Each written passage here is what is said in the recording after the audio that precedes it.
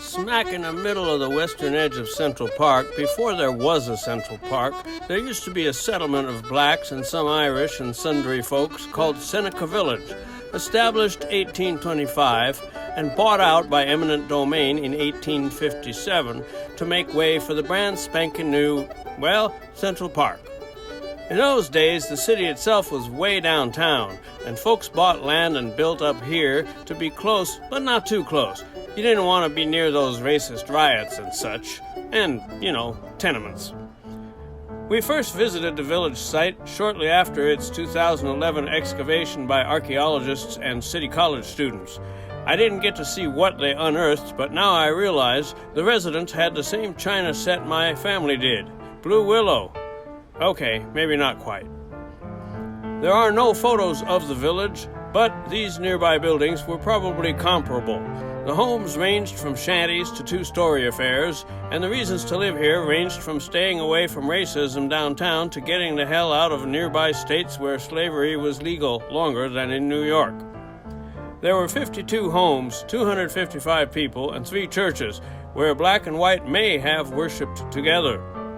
This one was somehow picked up and moved over to 11th Avenue when the village was bought out. The people here worked as laborers and domestics, but many owned their homes, unlike black folks downtown, and the kids all went to school. Some bought property and rented it out, since property-owning African Americans could vote. Why it was named Seneca is unclear. It could have been an anti-Native American slur slung by some downtown elements.